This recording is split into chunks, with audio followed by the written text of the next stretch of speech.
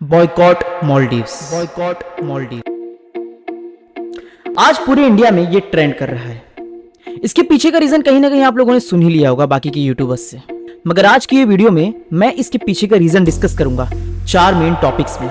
Number 1, Maldives क्यों India के खिलाफ हो गया। नंबर 2, मोदी ने क्यों लक्षद्वीप जाकर टूरिस्ट अट्रैक्ट करी। नंबर 3, इस मूव से इकोनॉमी कैसे डेवलप होंगे। नंबर 4, और इस चीज का कंक्लूजन क्या निकलेगा। First of all, welcome back to my channel guys, this side Hasnain here and you are watching busy brain. Welcome back उनके लिए जो सब्सक्राइब करके रखे हैं, और जो सब्सक्राइब नहीं किए हैं, जो नए हैं मेरे चैनल पे, उनके लिए खुले दिल से स्वागत है आप लोगों का दोस्तों।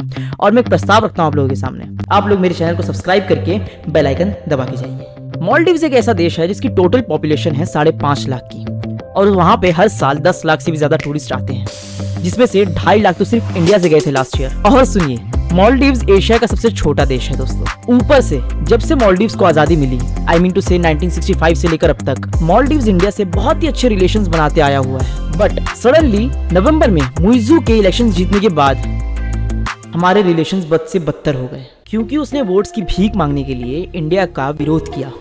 जी हाँ, वो जीता ही इलेक्शन हमारे बारे में बुरा भला बोलकर। तो उससे क्या ही उम्मीद लगाई जा सकती है दोस्तों। मानो कि जैसे एक ट्रेंड बन गया था, मालदीव्स में जब भी कोई इलेक्शंस होते थे, जो भी जीतता था वहां का पीएम बनता था या प्रेसिडेंट बनता था, तो वो इंडिया आकर सलामी दे जाता था, सलाम सेठ। मगर मुइज़ू के इलेक्शन जीतने के बाद उसने हमसे दगा कर दिया। गद्दारी कर बे, तोरी बहन के गद्दारी कर बे। तो इस वजह से इंडिया में ये ट्रेंड चल रहा है कि बॉयकॉट मालदीव्स।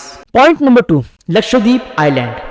लक्षद्वीप आइलैंड जो है वो केरला से 350 किलोमीटर की दूरी पे लोकेटेड है, जहां पर 36 आइलैंड हैं और सिर्फ 10 आइलैंड्स में लोग रहते हैं, जिसमें से दोस्तों 1994 में सिर्फ एक आइलैंड को अलॉट किया गया था टूरिस्ट प्लेस बनाने के लिए, और आज ये ट्रेंड बन चुका है। आप लोगों को क्या लग रहा है कि ये आपाबाजी का गेम चल रहा है कि मालदीव्स का नया पीएम हमसे मिलने नहीं आया तो मोदी ने ये बोला होगा कि यार रुक, तेरे को बताता हूँ, तेरे पूरे टूरिस्ट का धंधा मैं खा जाऊंगा।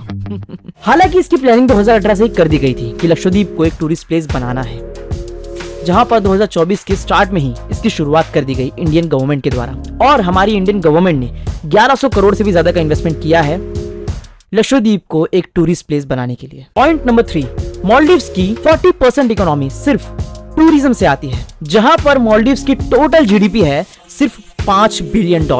और ऐसा नहीं है दोस्तों कि इंडिया ने कभी मालदीव्स की मदद नहीं की। इनफैक्ट जब जब मालदीव्स को जरूरत पड़ी, इंडिया ने उसकी बाहें फैलाकर मदद करी। फॉर एग्जांपल 2014 में वाटर शॉर्टेजेस जब हुए थे मालदीव्स में, तो इंडिया ने ही वाटर सप्लाई किए थे। 1995 में भी जब टेरर अटैक हुआ था मालदीव्स में, तब भी इंडिया ने ही हमारे यहाँ के कमांडोज को भेजा था। और ये सब बातें बताकर मैं एज एन इंडियन कोई एहसान नहीं जता रहा हूँ, क्योंकि मालदीव्स ने जो किया है वो खुद के लिए खड्डा खोद रहा है। और दोस्तों, इंडिया की टूरिज्म मार्केट लक्षद्वीप के डेवलप होने के बाद बूम करने वाली है। गवर्नमेंट ने लक्षद्वीप साइड एक एयरपोर्ट और टाटा कंपनी ने 2 ताज होटल बनाने का भी प्लान कर लिया है। साथ ही साथ गवर्नमेंट के इतने पैसे वहां पर लगने के बाद वहां पर क्या क्या चीजें आएंगी आप सुन लो। ब्रॉडबैंड इंटरनेट सर्विस, फेरी सर्विसेज, इको टूरिज्म और ड्रिंकिंग वाटर, ऐसी सुविधाएं जब वहां पे उपलब्ध कर दी जाएंगी, तब वहां पे जो भी लोग आज की डेट में इन्वेस्ट कर रहे हैं, तो उनका पैसा मानो कि जैसे आलू डालो सोना निकालो। सिर्फ अभी तक ये न्यूज आने के बाद 3400% की ग्रोथ देखी जा चुकी है लक्षद्वीप आइलैंड पर। So if you have money, invest it right now in Lakshadweep.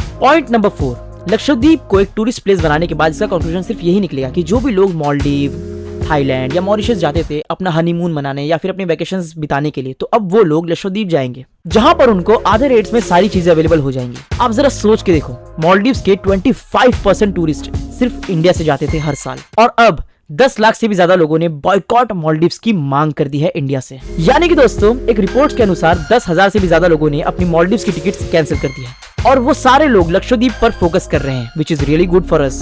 दोस्तों, मैं इस चीज पर वीडियोस तो नहीं बनाने वाला था, बट रिसर्च करने के दौरान मुझे एक चैनल दिखा जिसे मैंने फर्स्ट टाइम देखा था। इस वीडियो के टॉपिक से रिलेटेड मैंने उसकी वीडियो देखी, जिसका नाम है आरजे रौनक। उसकी वीडियो में मुझे एक अपोजिट रिलीजन के बारे में ढेर सारी हेट देखने मिली। मतलब कि वो हर जगह बस खाली हिंदू मुस्लिम कर रहा था। मतलब आज भी यूट्यूबर्स जो हैं वो पॉलिटिकल गेम्स खेल रहे हैं अपने सब्सक्राइबर्स गेन करने के लिए। ऐसा होता है, आप मानो या ना मानो, कि बहुत सारे व्यूअर्स जो होते हैं वो क्रिएटर्स को उसके कंटेंट के बेसिस पर सब्सक्राइब या फॉलो नहीं करते। वो उन्हें फॉलो करते हैं क्योंकि वो हिंदू है, क्योंकि वो मुसलमान है, उनकी कम्युनिटी से बिलोंग करता है। तो यार, इसको मैं सब्सक्राइब करूंगा, इसका मैं फैन बन जाऊंगा, इसको मैं दिल खोल के फॉलो करूंगा, कुछ इस तरीके से, जो कि बहुत ही गलत है, क्योंकि ये सारी चीजें पॉलिटिकली चलती थी। अब कंटेंट क्रिएशन की दुनिया में भी ये सारी चीजें आ रही धीरे धीरे। आप जब किसी ऐसे इंसान को देखने लग जाओगे जो हर जगह बस खाली पॉलिटिकल रीजंस देते देते अपने सब्सक्राइबर्स गेन कर रहे हैं, तो आप भी उसी की तरह सोचने लग जाओगे, which is really bad for you, क्योंकि फिर आप अपना ओपिनियन खो दोगे। आप उसकी बातें सुन सुन करके सबकॉन्शियसली उसके जैसे सोचने लग जाओगे, कट्टरपंथी जिसको हम कहते हैं। तो वैसे सारे यूट्यूबर्स को बिल्कुल ना देखो आप लोग, मैं तो यही बोलूंगा आप लोगों को।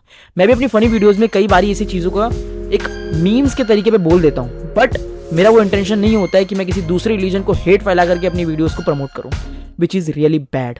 बिकॉज किसी की भी रिलीजन को ऐसे बुरा बोलना या फिर हेट फैलाना किसी भी तरीके से मेरी नज़र में, और मैं मानता हूँ कि सभी पढ़े लिखे लोग जो हैं इस दुनिया में, उनकी नज़र में ये चीज़ गलत ही होगी, क्योंकि ये सारी चीज़ें जाहिल लोग करते हैं। जाहिल मतलब ये नहीं कि जो लोग अनपढ़ हैं, जाहिल मतलब वो लोग जो पढ़े लिखे होने के बावजूद भी ऐसी हरकतें करते हैं। सो गाइज, आई होप आप लोगों को मेरा ये पॉइंट ऑफ व्यू समझ में आया होगा। समझ में आना भी चाहिए, क्योंकि ये बहुत जरूरी है आप लोगों के आने वाले फ्यूचर के लिए, ओके, और हमारे देश के लिए भी। सो गाइज, एंड तक वीडियो में बने रहने का बहुत बहुत शुक्रिया आप लोगों का। Remember the name Hasan Ansari, signing off today. खुदा हाफिज, फी अमानिल्लाह, शब्बा खैर। मिलता है कल किसी नई वीडियो में दोस्तों, और बिजी ब्रेन को सब्सक्राइब करके जुड़े रहिए मेरे साथ एंड तक। चलिए चलते हैं।